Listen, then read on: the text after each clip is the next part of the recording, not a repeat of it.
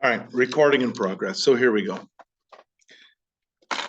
As you begin this book, as you begin any book, you got characters who are static, you got characters who are dynamic. A static character stays the same. Some of us in real life are static characters. That's not a bad thing. It is okay to be a static character. A static character just keeps on going.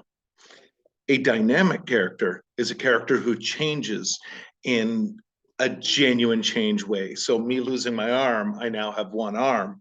That doesn't make me dynamic. But if I change my view of the world because I now have a hook for a hand, perhaps that makes me a dynamic character. So in a novel, either a static character will enable others to be dynamic, or the main character themselves is going to be dynamic. Well, who cares?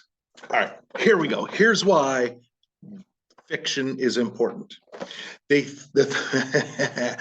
things a character learns over the course of a story, the things a character goes through. So if a story was guy meets a girl and falls in love and they live happily ever after, we hate that story. But when the guy really likes a girl, but is terrified to go talk with her, or a girl really likes a guy, but he has a bad reputation, and so she's terrified because she's heard nothing but bad things about him. Well, when the character is dynamic, by the way, in this case, if they're static, they don't do anything about it.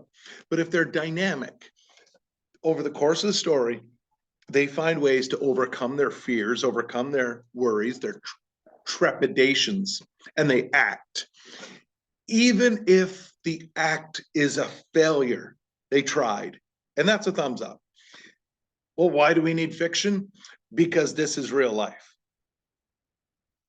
We are going to try and fail. We got to learn these things.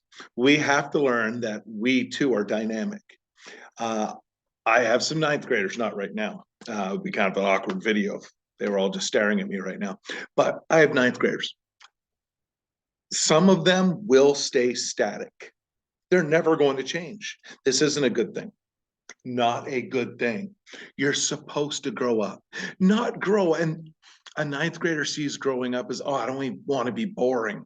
Not that type of growing up, but just the growing up of understanding, hey, I'm in some control of my life here. Hey, maybe fart noises aren't the epitome of humor. Maybe I need to consider working hard so I could provide for a family. All of us, with few exceptions, are dynamic in this way.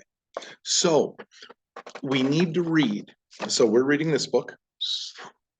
We need to read because what a character goes through and the way they cope with those problems and then learn from them, that's what I'm supposed to learn. I am supposed to learn from these things as well. From movies, I may learn that I need to work harder. I may need to hone my craft, even if the craft they're honing is swordsmanship. Well, that won't help me. No, but maybe I need to do a better job making videos. Maybe I need to do a better job up there in front of my class. Maybe I need to do a better job with whatever my chosen career field is. So, as you read, what do you need to learn from that book? This is reading for intent rather than content. Content is fine, it's fun. But what can you learn? Because from Captain America, we can learn that you can do this all day because you can. One of the big comments I will tell a student when they're going through a tough time, you are way tougher than you think, because you are. You're still here. That's tough. You mentioned something to me wanting help. Maybe you left a note on my desk. Maybe you said, hey, can I talk to you for a second? That's pretty tough. You show up to school every day. That's pretty tough. And we need to learn that. So when Captain America says, I can do this all day, we got to learn that. This is why we need literature. is why we need stories, because we're not going to experience all these things in our real life, but we are going to experience them. And the more we read, the more we understand the way the world works. Man, that's a good thing. Understand a little bit about the world, huge perk. You mean there's different types of people than me? No, especially in a rural area like myself. Oh, ethnicity is a rarity around here. Different political beliefs are rare. Different cultural norms are rare. Maybe we need to read. If my students were to watch Miss Marvel, a show apparently a lot of people didn't watch, but man, what a different viewpoint on an urban female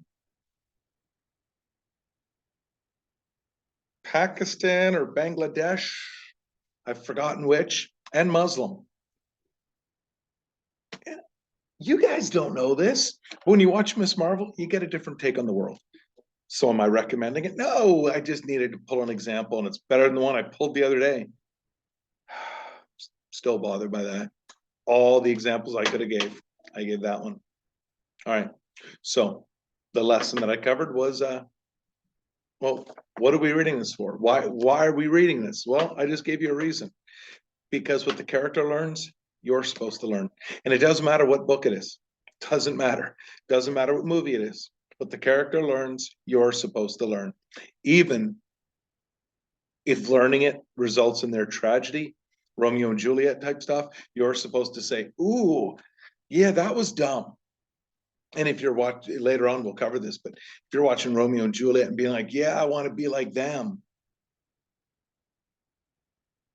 Okay, that's all. Bye.